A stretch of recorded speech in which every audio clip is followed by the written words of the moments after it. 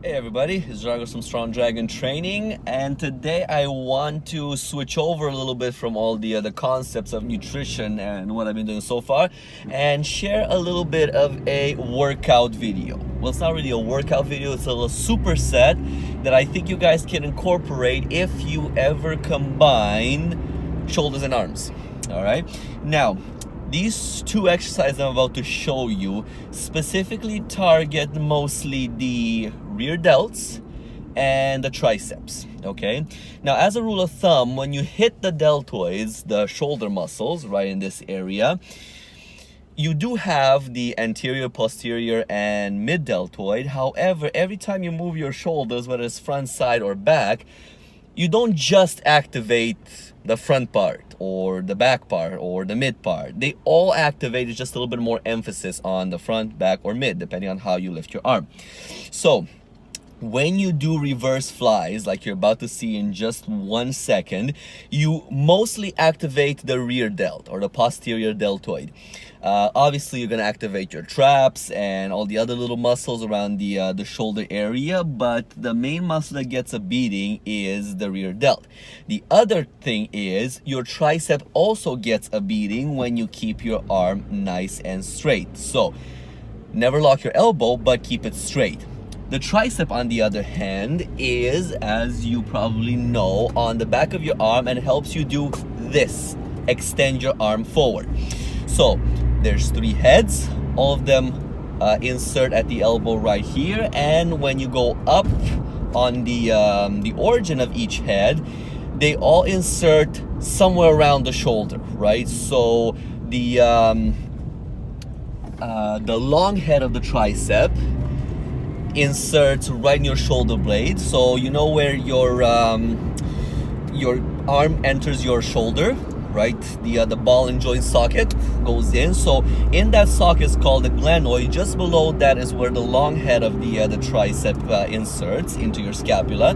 Then there's the other one, the lateral head, which is the outside head, goes into the humerus or the bone on top of the arm here, again just below the shoulder. And again, it's the medial head, which is the small head of the tricep, which goes again in the humerus, but a little bit lower than the lateral head. So long story short, as long as your arm extends or opens backward in a straight fashion, your tricep will get activated. So let's first and foremost check out the exercise that I'm talking about. So one is called reverse flies, or at least I call them that, and one is called dumbbell skull crushers. So check them out first, and I'll give you guys a little bit more detail on them. This is the reverse fly exercise supported. While your elbows should never be locked, your arms should be as straight as possible. However, this is the position in which I feel my rear deltoids and my triceps activate the most. So you'll find out for your body which bend of the elbow is best. Moving forward to the skull crusher exercises with the dumbbells, as you can see, my elbows try to stay together as close as possible, and I stretch and flex the triceps while never ever locking my elbow joint out. Alright, so now you know what I'm talking about. The first one I showed you is what I like to call the reverse flies. Different variations, different people call them different things. I just call them supported reverse flies with the elbow straight. Now, you got to be careful on the weight here. When you're going towards bodybuilding side and you're really trying to add mass and everything to your shoulder, you add more weight to this exercise and you don't open as much, right? In my case, I try to open as much as my delt allows it.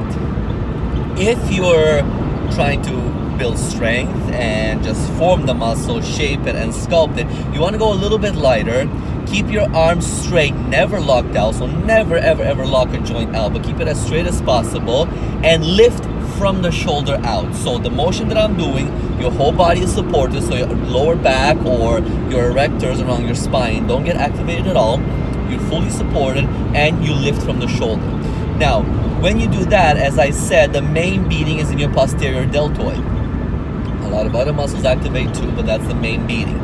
The other muscle that activates as well at a high rate is your triceps, right? They need to stabilize, they need to move the arm, because when you think of the long head of the tricep, it actually extends the arm too, not just extending the forearm, but extends the shoulder rather. So I meant the shoulder, not the arm. So the triceps as a whole extend the forearm, and the long head extends the shoulder, aka pulls it back. So when you lift that one, you activate the triceps. So after I'm done 12, 15, whatever your program is, 7, 10, 20, 100, whatever you're doing for your program, after you do those rear or reverse flies, flip on over, grab a set of dumbbells, and do these skull crushers that I just did with the 35-pound dumbbell. So in my case, I did them on an incline. You can do them on flat, you can do them flat on the floor, whichever it is. When I do them on an incline, I feel my triceps activate just a little bit more, right? So elbows need to stay tucked in together as much as you can. Pull them in towards each other. The tendency of the elbows rather will be to flare out, give you a little bit more power into the movement. Try to isolate the tricep right there.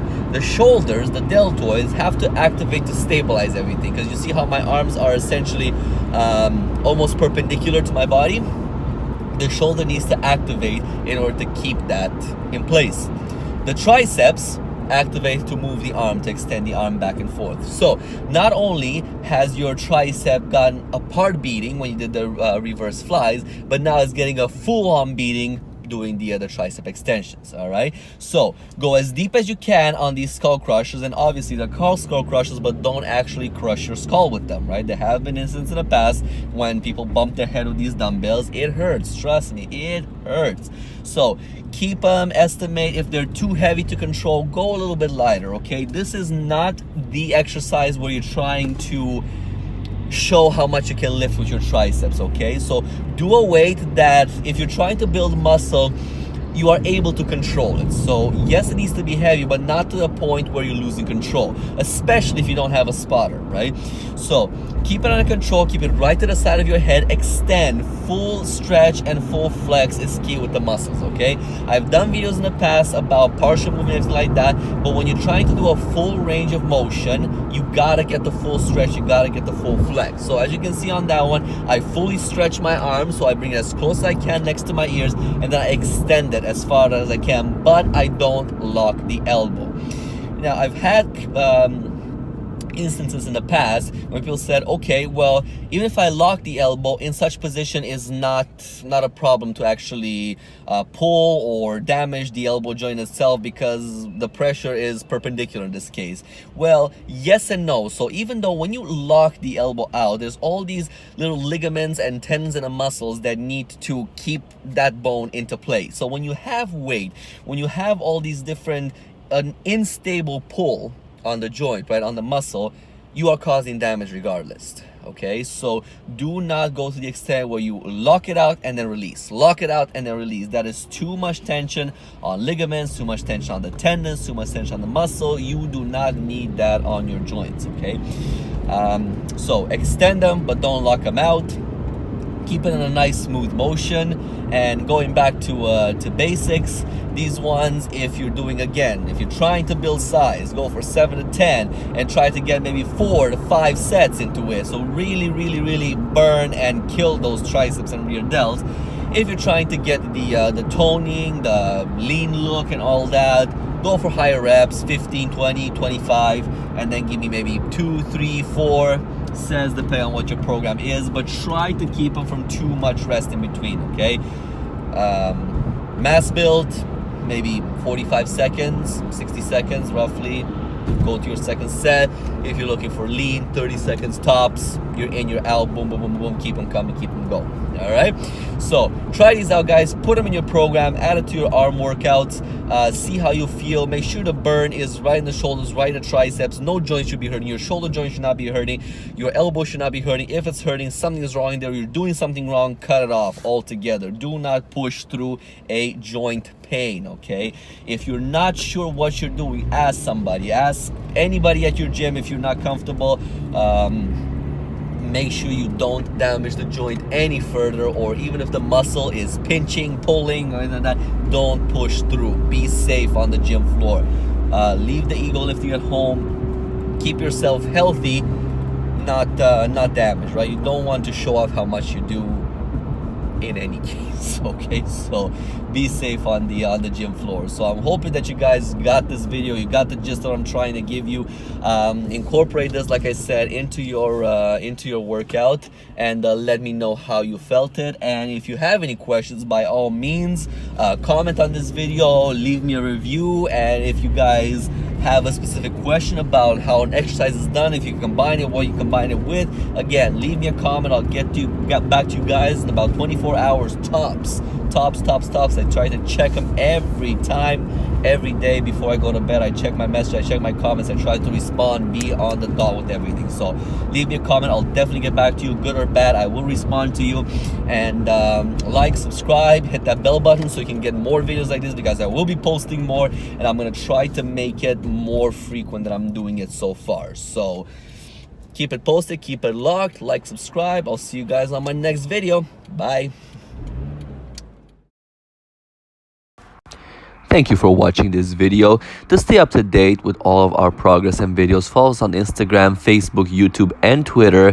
And sign up to our website, www.thestrongdragon.com, so you can receive the free weekly newsletter called Brain Food.